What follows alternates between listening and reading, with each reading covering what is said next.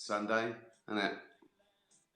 Um, Not that it makes a difference, except more people turn up on the heath. That annoys me. I would go around going, "Where are you from? You don't live around here." I'm over here every day. Get back in your car.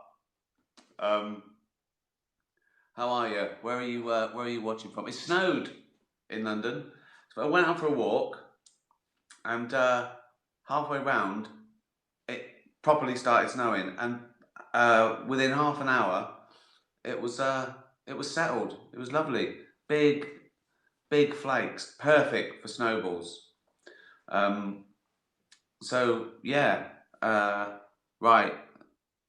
Oh yeah, I said where are you? Where's Pickle? She's out there meowing. Brooklyn. Um, where's that? Eastbourne. Uh, how is the snow? It's great. Love it. Although I went for a run and it was a bit tiny steps. I was sort of. It was like it wasn't so much running as Derek walking. It was. I don't want to fall over.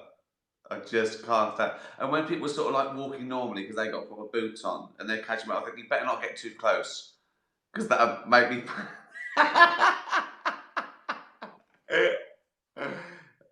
Ottawa. I know anyone watching in Canada thinks that's not snow. That's not snow. We had an inch of snow, right? And um, so I've got loads of questions. I won't get to them all. I'm getting millions now. I try and keep quiet all day because I'll get into many, and I missed some. So apologies, for that. In fact, I missed Kermit's last week. It's traumatizing. I missed a cat's question, so I'll start off with that. And it wasn't a question. It was, will I play a song? I used to play Brent songs. What can I play?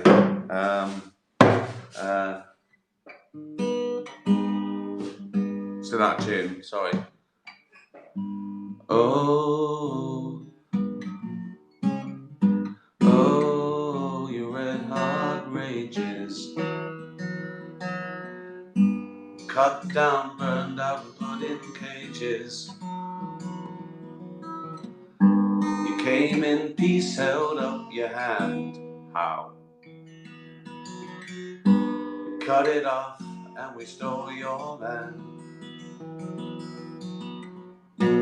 Oh, Native American, soar like an eagle, sit like a pelican. Oh, don't call us Indians. We're more like West Eurasians crossed with Siberians. So factual. There you go. That's David Brent, by the way. That's not me singing about the plight of the Native American. That's David Brent. Just in case people are going, why is he just doing that? It must be a breakdown. For the movie, an album, Life on the Road, by Mr. D. Brent. Hey Siri, by Native American by David Brent. Alexa, by Native American by David Brent. So you should have that. 99p or whatever. Gunner. Walter Kerr has argued that comedy at bottom is pessimistic, tragedy optimistic. Is he right? Interesting. I'm not aware of him. I don't really study the theory of comedy. I just sort of do it and you make your own rules up. I think there's something in that, I think. I think some people, well, in Shakespeare's day, a tragedy ended in a funeral and a comedy ended in a wedding. So it was, comedy meant sort of light-hearted, good times, something positive. And then it sort of went. Comedy was sort of like laughing at ourselves. Satire was more hopeful that it was going against power and to change things, exposing stuff. So they're vague sort of definitions, but you know, I don't subscribe to the rules, what you can and can't joke about, or what's right and wrong. You know, because people are different as well with what they say and do, and what they joke about amongst themselves that they wouldn't do in public because it could be taken wrong. So it's not really about principle. I think it's about polite society more than anything. The rules of comedy, and I don't think there are really. You can't help what you laugh at either. So if someone tries something funny and someone says, "Well, you can't laugh at that because of this," you go, "Well, I just did." Do you know what I mean? It's like it's too late. I did. I think comedy, at its best, and both at its funniest and most useful, if that counts at all, is it says we're all idiots and we're all going to die, so don't worry about it. That's what I think. That would be my principle in stand-up and in narrative stuff. It's like we're all idiots, but it's fine, isn't it? Because we're all idiots. And anyone who thinks they're not an idiot, they're an idiot. So, does that answer your question? Probably not. Joey, how many times can you say red lorry, yellow lorry fast without getting your tongue in a twist? I don't know. I've honestly never tried. Red lorry, yellow lorry, red lorry, yellow lorry, red lorry, yellow lorry, red. Is this entertaining? A cat trying to get me to do a. I'm not a pheasant plucker. I'm a pheasant plucker's son, and I go on plucking pheasants till the pheasant plucking's done. Bucket with your fuck it. It's all good stuff. It's all classic, classic material for cats and dogs. If you're a human watching this, you'll probably think, well, that's not very good comedy. Honestly, this is. If you had a cat and dog, this is killing. This is killing in the pet world. This shtick. This is my life now. Tony, just like the moral dilemma Larry David had in Curb when Richard Lewis needed a kidney, would you be willing to donate an organ to a mate or family member if they needed to save their life? Oh, fucking hell. Oh. A mate? No, out of the question. I don't know a mate that knows me that expect it. I mean, my family wouldn't expect it, but you've got more chance of being compatible, haven't you? I don't know how it works. You've got to take the fucking test, haven't you? At least, and just hope you're not and hope you're not a match. So I take the test. When your family, they go, we've got a day. Rick, can we test you? I go, yeah. And I go, oh, negative. And I go, oh, fuck. Well, I probably would now. I could lose one, couldn't I? I'm fucking. How long have I got anyway? Have it. It's no good. You can fucking have it. You can have my liver as well.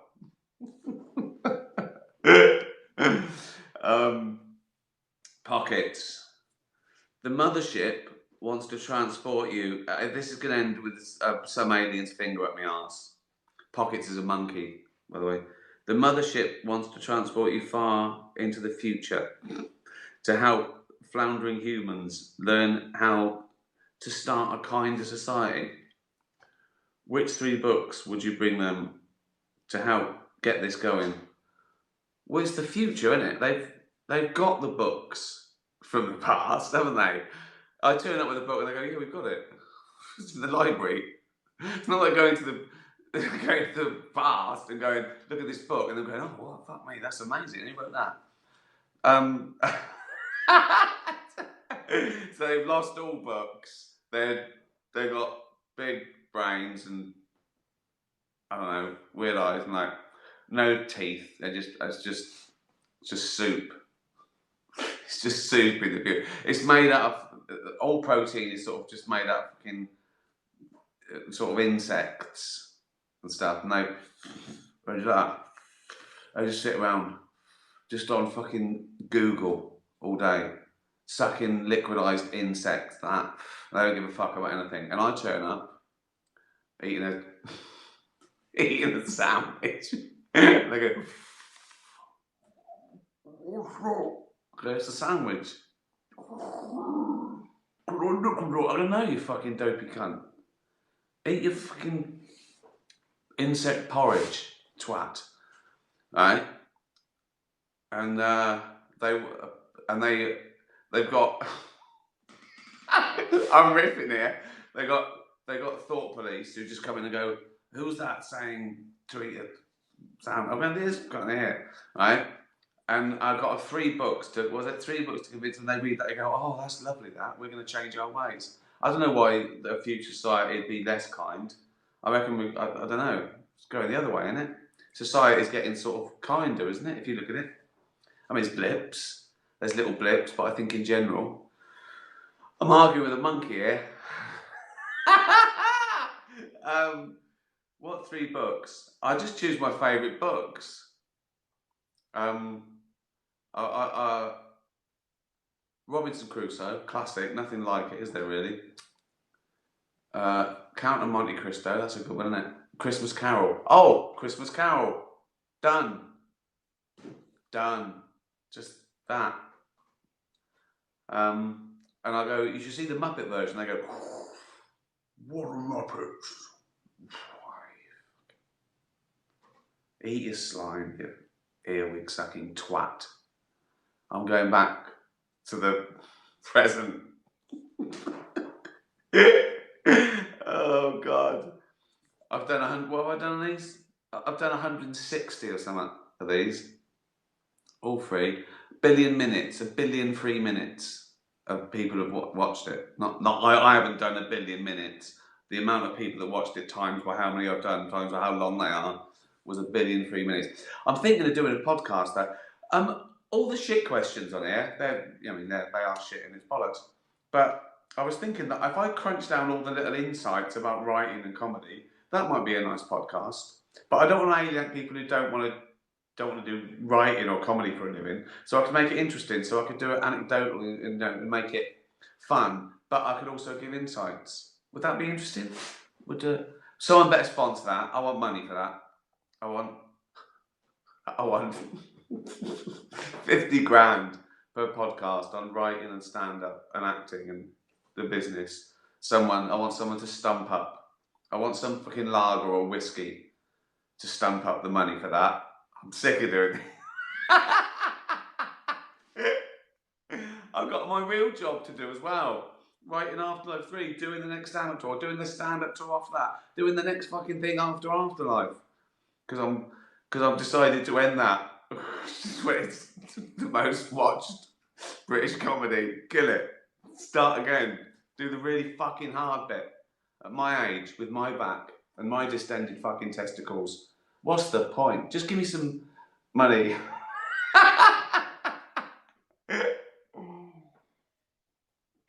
I love it when papers pick up these things I do and I go, Ricky Gervais rants about something, and I'm pissing about.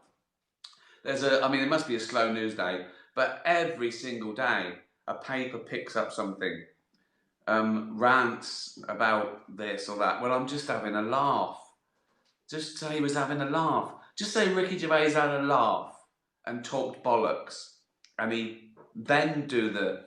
I hate the clickbait because it makes me look like some bitter old twat. Do you know what I mean? And I'm taking the piss. Is that? I mean, it's obvious to you, but they take it and people go, "Oh, why was he ranting against that?" I wasn't. I was having a laugh. Rants against aliens. Saying the future's. Ricky Gervais predicts we're going to eat insects in the future. Oh, shut up. That was a rant. Right. Ollie Comic. have you heard there's going to be a Sopranos prequel film? Yes. I think it's with um, James Gandolfini's son, isn't it? Is that? Have I just made that up? I think it is. Would you ever consider doing a prequel to Afterlife? You could use CGI, what's that? De-aging techniques to explore Tony's youth. No. How he found his love. I mean, I couldn't do it. It's a good idea, but not for me. And de-aging as well. So I'd just have I'd have a 20-year-old face, but I'd still walk like a fat 59-year-old. Why is that young guy walking so carefully? I'd have to get someone younger to play me. There was someone said who would play your life, and someone suggested thing that I'd actually thought of as well. Christian Cook, who played my son in Cemetery Junction, he'd be good. Although he must be 30 now, getting on a bit. Tanya, which character that you have written and played is closest to your true inner soul? Oh, that's really difficult because they're all a bit of you, and you take that bit of you and exaggerate it. Like there's a bit of Brent. There's a bit of Brent in everyone, you know, you showing off and, you know, putting your foot in it type thing, wanting to be an entertainer.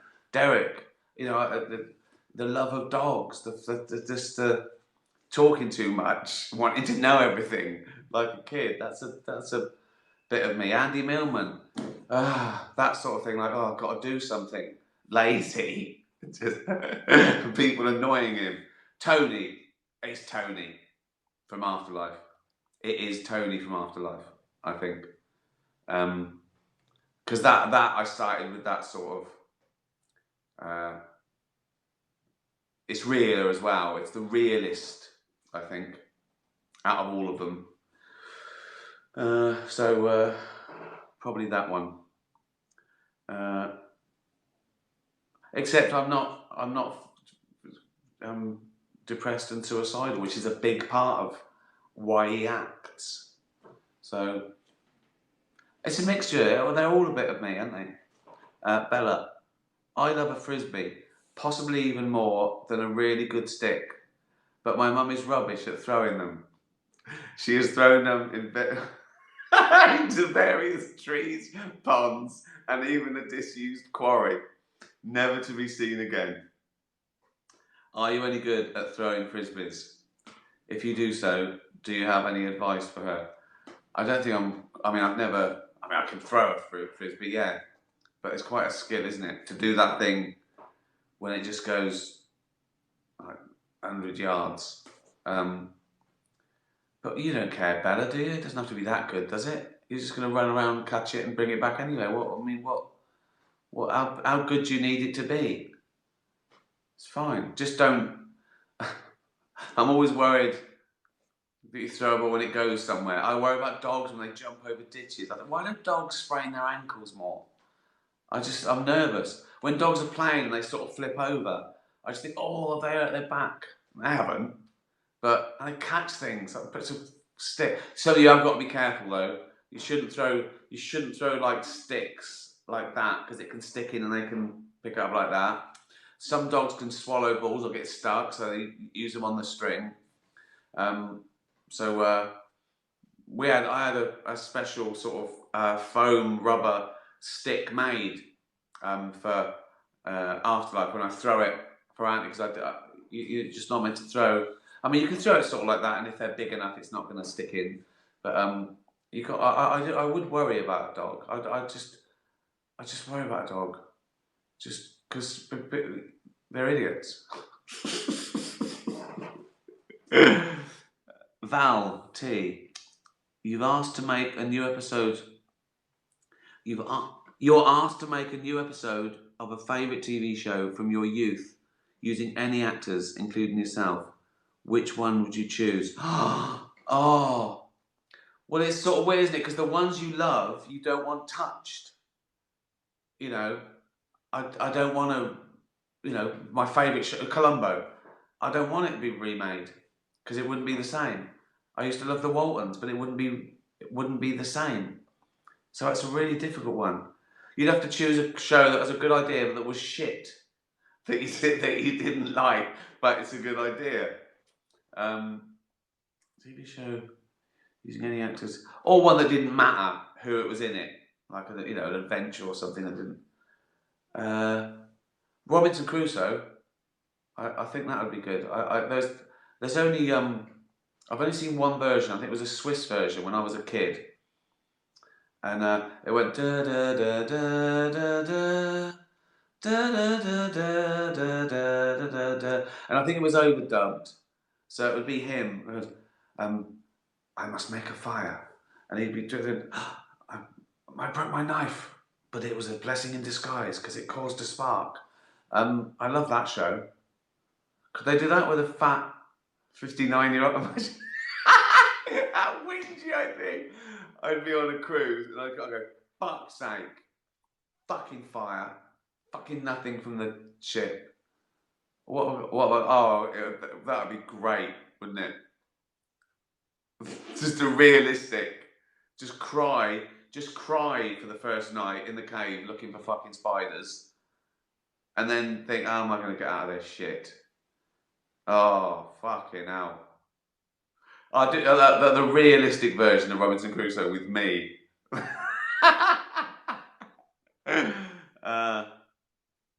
Louise, if Derren Brown could hypnotise you and you could experience anything as if it was for real, from the comfort of your Hampstead mansion and elasticated bottoms.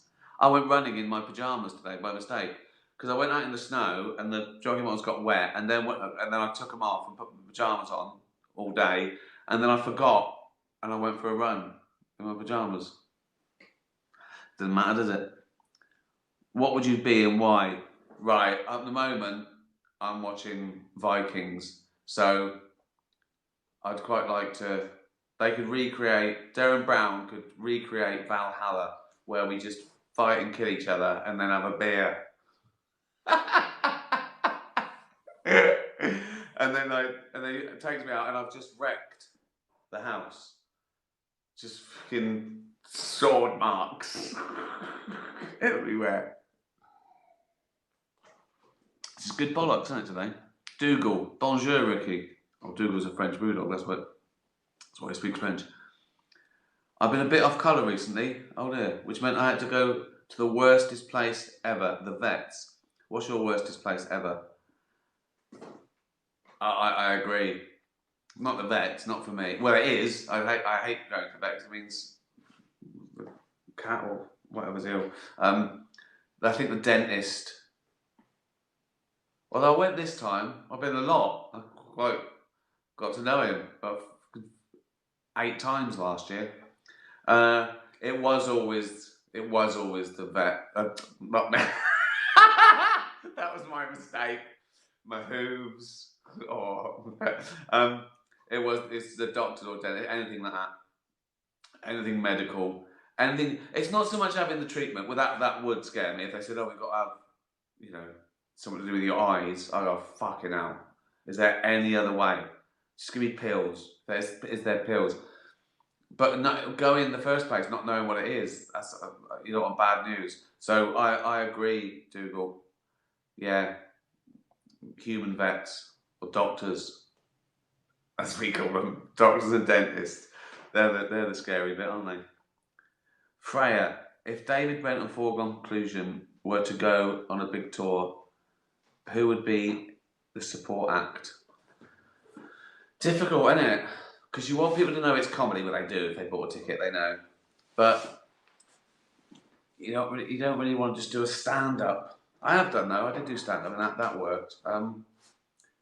Barry from EastEnders. Let him do a couple of songs. Something inside so strong. Ooh, no. Yeah, Barry. Or Les Dennis doing something like that. Titch, morning uncle. Mummy and Daddy used to have a big round rug and they would wrestle on it. It was Burst out the circle 1. So, like proper wrestling. It was before Mum's fibro. Were there any silly things that you and Auntie did that still make you laugh? Well, I got the idea, in Afterlife, where Tony lifts Lisa up with his legs and she sort of does helicopters. I used to do that with Jane, just to. That's funny. I've thought of something. We used to play a Scud and Patriot. It was during the Gulf War where they'd send over a Scud missile, but then there was a Patriot missile that would go up and take it out. And I remember they were like, it cost $1 million, but they were taking out these Scud missiles. So we used to play that. So you had to throw something up, like a teddy bear, and hit it with a pine cone or something. So one of them would be Scud. One of us would be Scud. So I'd launch like a company toy at Jane, and she had a pine cone, and she had to hit it. And if she hit it, it was the Patriot. Play it. This is when I think we lived in shit places where it didn't matter. I wouldn't allow it now. Oh dear. Scud and Patriot. I was just calling it that. There's a Gulf War on, and we're sitting in a shit flat drinking homebrew, throwing fucking throwing things around. Oh God. Oh, that's funny. Right, that's it. I've got one more. Leopold and Loveday. If you could have your own shop, what kind would you pick and what would you call it out of these? A pub bar with a remarkable vegan menu. That's tough to beat. Dog cat daycare centre for animals with special needs. Oh, that's a good one as well. Oh. Jane had an idea for a cafe or something with like cats and dogs waiting for adoption, and you go in, but you pay to go in, and you can scruffle them. And you don't have to have one, but you pay to go in and have a look, and then they get the money so it's a £5, and you can spend like half an hour scruffling all the dogs, whether you want one or not. That was a good idea. C, comedy novelty shop selling classic gags with a space for stand-up and improv. Oh, that's good as well. These are all good ideas. Record shop with space for jam bands. Right. Every one of those is a really good idea, Leopold and Loveday. Oh, I love the space for stand-up. I love that. I love an office with downstairs as a little space for stand-up. Record shop. Oh, I love record shops. Oh, I'm gonna go. I've always wanted a pub bar. I've always liked the idea of that with a vegan menu because I think that's the future. I'm gonna go for a pub bar with a vegan menu. I think that would be great in Hampstead.